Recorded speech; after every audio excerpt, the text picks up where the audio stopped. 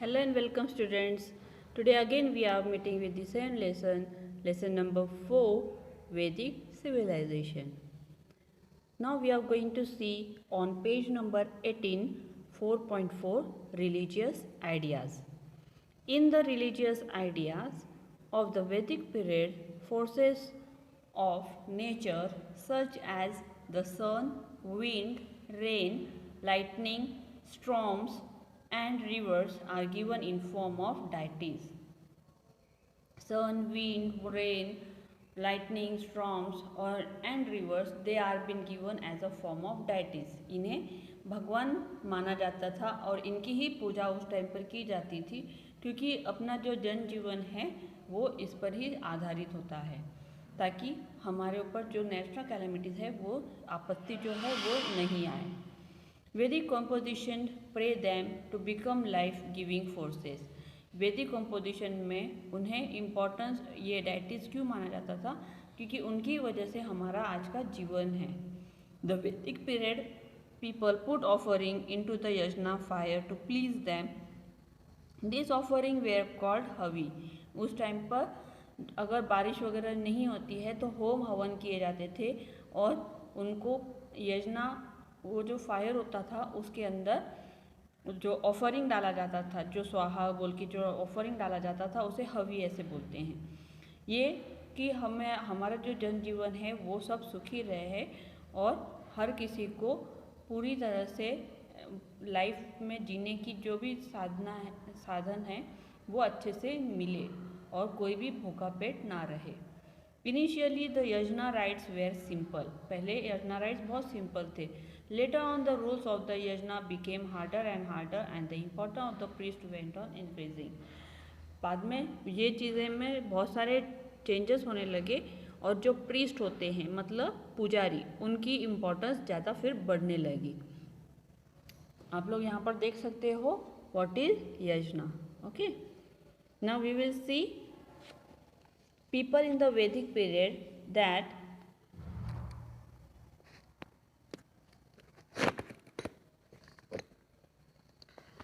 people in Vedic period had thought about how the natural phenomena occur.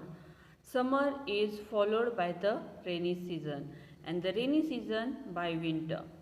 वैदिक period में भी जो natural phenomena थे, जैसे कि सूरज का उगना और ढलना, जिसे हम लोग नेचुरल फिनोमिना बोलते हैं, उसी तरह जो हमारे सीजन्स है वो चेंजेस होते हैं, उसे भी नेचुरल फिनोमिना ही बोलते हैं. Summer is followed by the rainy season. मतलब पहले रेनी सीज़न आता है, समर सीज़न, उसके बाद rainy season and rainy season के बाद विंटर सीज़न, जो अभी हमारी नेचुरल साइकिल है उसी तरह. This is a regular cycle of nature. The cycle is in the nature and the life cycle that move with it were term by the Vedic period as Rita. ये जो natural जो changes है, जो हमारी जो लाइफ जो सीजन्स की जो लाइफ साइकिल है वो उसे उस टाइम पर क्या बोला जाता था, Rita. The life of all living beings is a part of the cycle in the nature. Disturbance in the cycle of nature leads to calamities. अगर ये जो हमारा नेचुरल साइकिल है उसके अंदर अगर कुछ डिस्टर्बेंस हो जाए, उसमें किसी ने कोई हस्तक्षेप किया तो कैलेमिटीज हो सकती है. कैलेमिटीज मतलब आपत्ति आ सकती हैं.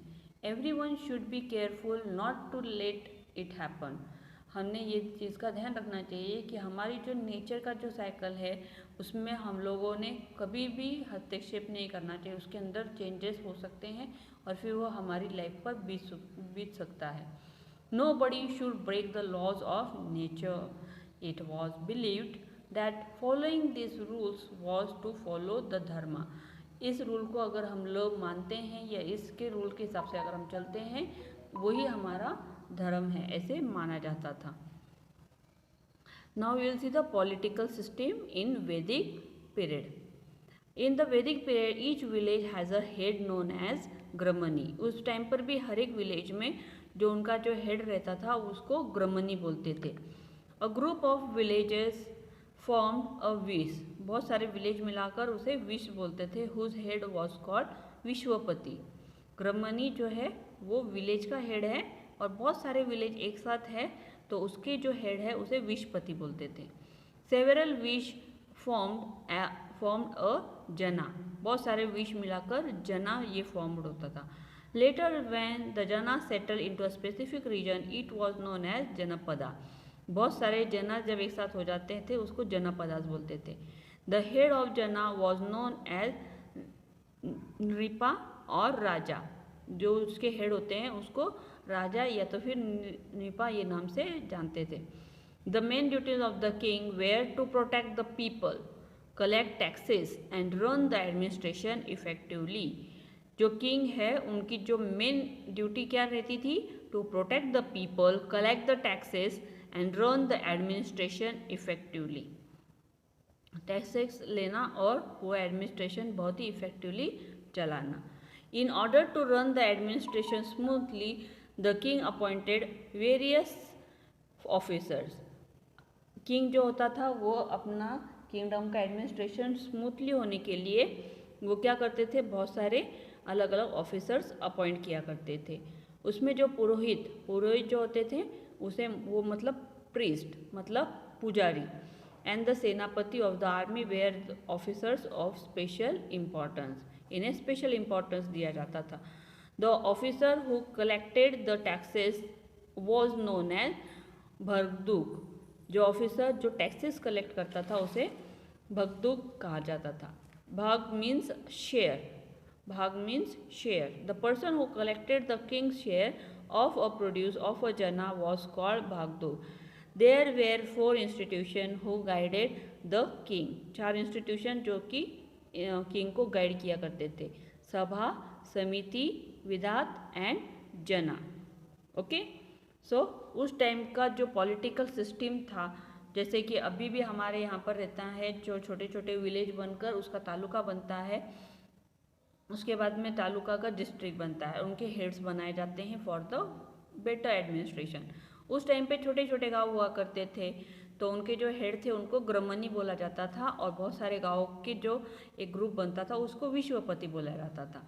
और ये जो विश्व थे दे फॉर्म्ड अ जना, जो कि बहुत सारे जनास, उनका एक स्पेसिफिक रीजन वो जब सेटल हो जाता था उसे जनपदास बोला जाता था। और उनको उनकी देखभाल करने वाले जो थे उनको क्या बोला जाता था? किंग और निरपा। Okay, the people of the state participated in their working and women too participated in the working of sabha and विधात। विधात और सभा में जो वर्किंग लोग थे उसके अंदर वुमेन्स, इनका भी पार्टिसिपेशन उस टाइम पर हुआ करता था। द सभा कंसिस्ट ऑफ सीनियर सिटीजन। सभा मतलब जिसमें कि सीनियर सिटीजन का मेल रहता था, मतलब जो गाँव की जो सीनियर सिटीजन हुआ करते थे उन्हें सभा कहा जाता था। द स्टेट वेयर द समिति was a general body of the people. समिति जैसे हम लोग अभी पंचायत समिति बोलते हैं, उसे उस टाइम पर जब वो समिति जो थी that was a general body of the people who look after the state. Later on the वैदिक थॉट स्मृता एंड पुराणास वेयर कॉम्पोज्ड। उसके बाद में स्मृता और पुराणास ये कॉम्पोज होने लगे। After a period of time, the religious stream based on Vedas, Smritas and Puranas and local traditions came to be known as Hinduism. उसके बाद में वेदा, स्मृता, पुराणास और लोकल ट्रेडिशंस वो सब हिंदुज़म नाम से जाने गए। Along with the Vedic streams, there were other religious trends which took a different position from the Vedic one. Regarding yajna rites and varna system, we will learn more about them in our next chapter. So students, we have seen in this lesson the Vedic civilization. हम लोगों ने इस lesson में क्या क्या देखे? 4 वेदास देखे। क्या आप नाम बता सकते हो? Yes, Rigveda, Yajurveda, Atharvaveda and Samaveda. और उस टाइम की जो लोगों की लाइफस्टाइल कैसी थी, उनका डाइट कैसा था, वो लोग खुद का एंटरटेनमेंट करने के लिए क्या क्या गेम्स खेलते थे, म्यूज़िकल इंस्ट्रूमेंट्स कौन से हुआ करते थे, उनके ऑर्नामेंट्स कैसे थे, उनकी घरों की बनावट कैसी थी, उनका डाइट क्या था। उसके अलावा हम लोगों ने पॉलिटिकल सिस्टम भी देखा। Okay, I hope you all have understood this lesson. So read the lesson again, and the important points which we have underlined you will write in your notebook. After that I will send you the PDF of question answer that you will complete in your notebook. ठीक है? Till that, bye.